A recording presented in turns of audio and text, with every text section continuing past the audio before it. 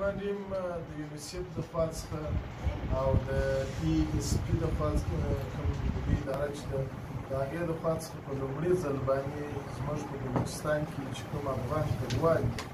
او په بنګال کې میشت دي یا په کمپونو کې د هغو سره د یونیسف د ESP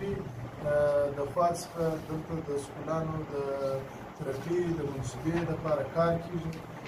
چې د هرې ښوونځي لپاره چې کوم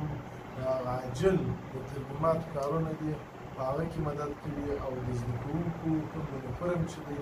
یا کومې وردیانې چې دي د هغو مدد راسره کوي نو دا زه د افغان کډوالو لپاره ښه زیری ګڼم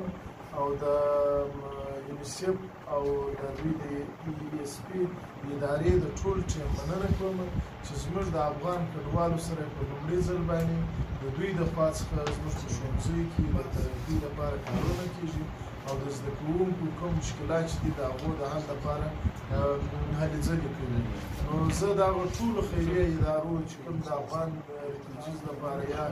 په انټرنیشنل سطح د ریفیوجیز لپاره کار کوي د کډوالو لپاره کار کوي نو د هغو څخه مې دا هیله او غوښتنه ده د یو انسان په حیث د مسلمان په حیث باندې چې زموږ د افغان کډوال چې کوم دا وخت په پاکستان اسلامي جمهوریت کې او دارنګه په بلوچستان کې میشت دي د دو ته خاصه توجه وکړي ولې ځکه زموږ معیشت چې کوم دی یا کومه اقتصاد چې دی هغه پر صفر باندې دی نه دلته سرکاري ډیوټیانې شته او نه دلته کوم داسې کارونه شته چې زموږ خلک روزګار پر وکړي غټ روزګار چې دی هغه یا پر بټیانو کې خښته وي یا په کراچي کې یا په نورو ښارونو کې وزانې کوي نو پکار دا ده چې زموږ ته خاص توجه وشي او زموږ چې کوم په دا درې شیانو کې موږ ډېر ضرورت لرو یو ایجوکیشن دی یو روغتیا ده د روغتیا لپاره مو هېڅ شی نشته ټول بیچوګان تړل شوي دي او بل د اوبو پروګرام چې دی هغه هم بلکل ختم دی د هغه په مد کې ایجوکیشن او هیلت په اړوند باندې زموږ سره مرستندوی واوسېږي او زموږ سخت ضرورت چې دی اوس ولې هغه ایجوکیشن دی د ټولنې پرمختګ هم ایجوکیشن سره کېږي نو زموږ دغه غوښتنه او دا هیله ده د دوی سره باید داسې